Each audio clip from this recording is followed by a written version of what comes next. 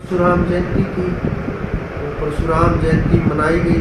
हमारे हिंदू अवतार के रूप में प्रसिद्ध परशुराम जी, जिन्होंने कलाएं प्राप्त की थी, शक्ति प्राप्त की थी, और उस शक्ति का उपयोग धर्म के कार्य के लिए किया गया, लोगों को की रक्षा के लिए किया गया, संदेश देने के लिए किया गया।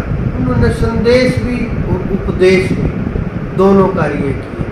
वो बहुत ही श्रेष्ठ अवतार माने जाते हैं हिंदू धर्म के अंदर। और उन्होंने बहुत ताकत का प्रयोग भी दिखाया कि जब धर्म की हानि होती है तो ताकत का प्रयोग करना चाहिए। उन्होंने हर परीक्षा में पास होते हुए और हर परीक्षा से एक कदम सीढ़ी चढ़ते हुए उनके पिता ने उनसे उनकी माता की हत्या के लिए बोला। उन्होंने एक पल भी नहीं सोचा। उन्होंने उपदेश दिया कि ये संसार मोह है, माया है, जितना हम इसमें फंसते चले जाएंगे ऊपर नहीं उठ पाएंगे। जब हम इस संसार से ऊपर उठेंगे, विचारों से ऊपर उठेंगे, अपने अहंकार से ऊपर उठेंगे, इस मोह से ऊपर उठेंगे, माया से ऊपर उठेंगे, तो हम उठते चले जाएंगे इस संसार से। और हमारे आत्मा का जो स्तर है वो बढ़ता चला जाएगा, मन पवित्र होता चला जाएगा। अपने अहंकार को जितना भी उन्होंने कोशिश की, लोग समझते परशुराम जी बहुत अहंकारी अवतार थे, बहुत क्रोधी अवतार थे, लेकिन आप परिस्थिति को नहीं समझ रहे। उस परिस्थिति के बिना, उस स्थिति के ऊपर जाए बिना, वहां तक पहुंचे बिना किस प्रकार से लोगों को इस प्रकार से जगाया जा सकता है, धर्म की स्थापना कैसे की जा सकती है, धर्म की स्थापना के बिना किस प्रकार से पापियों को दंड दिया जा सकता है।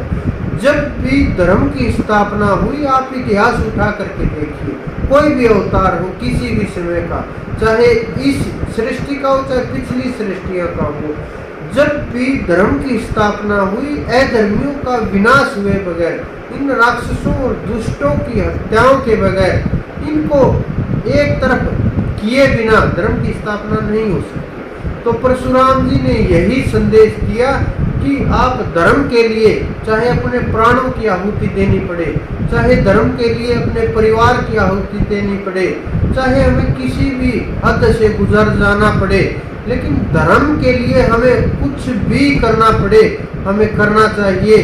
और हमारे जो ऋषि महात्मा हैं, परशुराम जी इतने साधारण इंसान नहीं कि आप बोल दें कि वो बहुत क्रोधी आदमी थे। वो आप देखिए कितनी तपस्या की होगी उन्होंने, कितना घनघोर तप किया होगा, कितने साधारण से जीव ने स्वयं शिव को प्रकट कर लिया, स्वयं हरि से कलाएं ले ली, हरि ने अपनी कलाएं उनको सौंप दी। कितनी तपस्याएं की होंगी, कितना शांत उनका मन होगा, कितनी बुद्धि शांत होगी, कितनी जागी हुई आत्मा होगी, वो कितने श्रेष्ठ महापुरुष होंगे। लेकिन कुछ लोग हमारे अवतारों को, हमारे ऋषि मुनियों को जातियों में बांटने लगते हैं कि वो इस जाति के हैं, वो ब्राह्मण जाति के हैं, लेकिन मेरी नज़र में वो हमारे श्रेष्ठ महापुरुष हैं। वो अपने समय के बहुत श्रेष्ठ महापुरुष हैं। आज भी वो धरती के ऊपर विचरण करते रहते हैं। जिनके पास दिव्य दृष्टि है, जिनके पास तीसरा नेत्र है, जिनके पास देखने की क्षमता है, वो उनको देख भी सकते हैं, बातें भी कर सकते हैं। ये नहीं कि कोई गर्दन हिलाएगा, बोलेगा परशुराम जी आ गए। और आजकल ये चला हुआ है पाखंड कि किसी के अंदर कोई आ जाता है, किसी के अंदर कोई, वो ऐसी ताकत नहीं है और ऐसे काम होता भी नहीं। ये पाखंडी लोग हैं। आप इनसे बचते हुए धर्म के मार्ग पर चलते हुए अपने धर्म को मजबूत बनाइए। परशुराम जी श्री हरि के अवतार थे।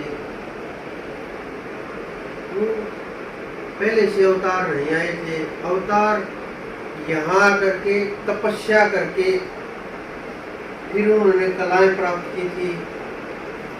उन्होंने परशु भी शिव से लिया था।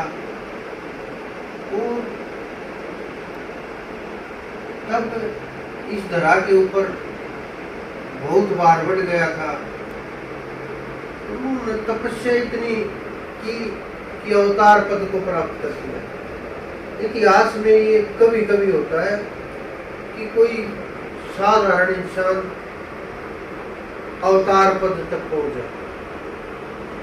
अवतार संतों का पद एक अलग होता है और अवतार